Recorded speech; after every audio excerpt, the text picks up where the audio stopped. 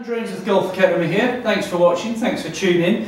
Just doing a little video this morning, just kind of messing around a little bit with some lofts on drivers. I've done videos like this before on previous YouTube videos, but I thought, hey, I'll try something again. I took a Ping G driver, just a standard head, not the LS Tech or the SF Tech, so just a standard, well-proven G. Fitted with the outer shaft in regular standard setup, really, just as you buy off the shelf. And I set it up first of all with 11.5 degrees of loft on it, and then I cranked the loft down to 10. So I took 1.5 degrees of loft off it.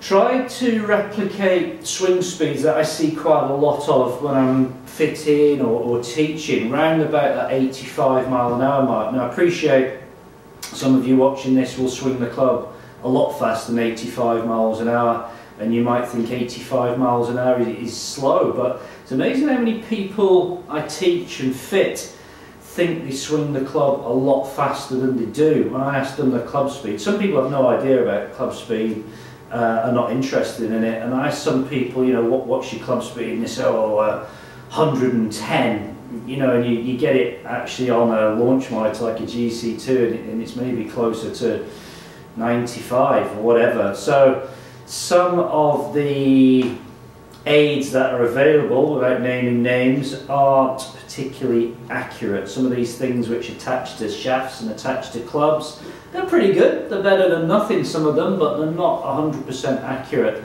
So, you know, when you get on GC2, TrackMan, Flight Scope, things like that, you do start to get some pretty accurate ideas of what club speed is. So what I've done is I've tried to swing the club at 85 miles an hour, try and get very similar strikes, although trying to get identical strikes is near impossible, but you know, fairly good representation.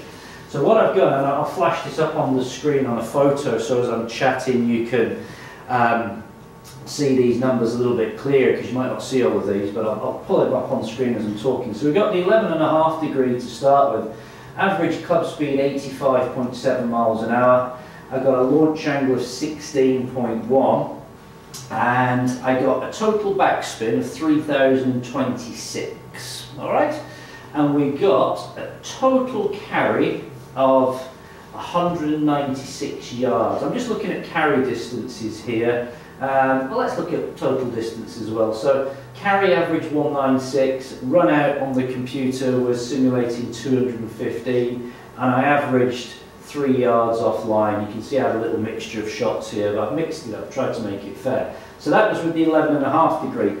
Cranked it down to 10 degrees, same shaft, same length, all the rest of it. Again, managed to get fairly similar club head speed of 85.2, so only half a mile an hour in it. As you'd expect, launch angle dropped down to 14.4. The total distance, which was interesting, averaged 198, so I only went up 2 yards. And the run out distance went up 10 yards because it was coming in on a lower ball flight, and I have got the simulator here set to firm ground, so the ball was running out.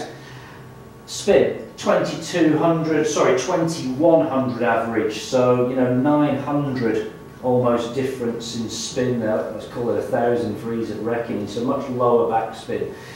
What was really interesting hitting a 10 degree at that sort of swing speed was how many times it took me to get 3 similar shots. When I did it with 11.5, it took me about 5 shots to get 3 shots straightish on the fairway at similar launch conditions. Doing the 10 degree, it took me more like, I don't know, 10, 15 shots to get them. So I think what I learned from this little experiment is that there's not a huge amount of difference in actual numbers, like for like, a little bit more run out, but carry distances are the same. But that extra loft and this sort of medium to slowish swing speed certainly could control the ball a lot more. You know, it's a lot straighter. I think if I did this test with maybe 20 balls and looked at dispersion, I'm pretty sure, and this might do this in the future, that I would hit an 11.5 an awful lot straighter. So there's this argument that extra loft will negate side spin, you know, and just keep the ball a little bit straighter. And I find that a lot when I'm fitting and teaching people, that if you're mid to low swing speed, get some loft in your hands. You know, don't be afraid to use an 11.5 or 12 degree driver.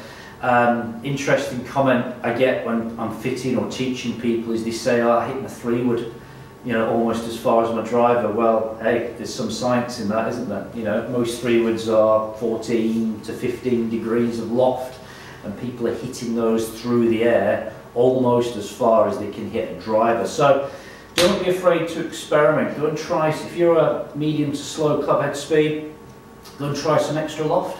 Can't do any harm, can it? I think if you get into your club speed, start to get into the 90s, 9500s, then you can definitely move into some slightly lower lofts. But it's different. You know, you see a lot of tour pros these days using much more loft than they've ever done before.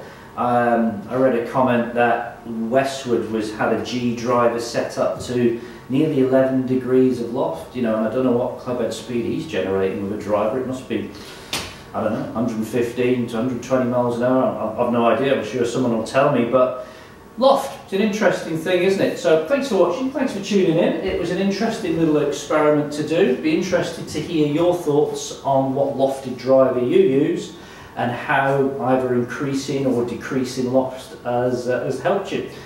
Subscribe to the channel, just click down in the bottom left hand corner, post your comments, always pleased to hear from you. I'll try and reply to as many comments as I can. So thanks again, all the best, and I'll be back soon. Bye for now.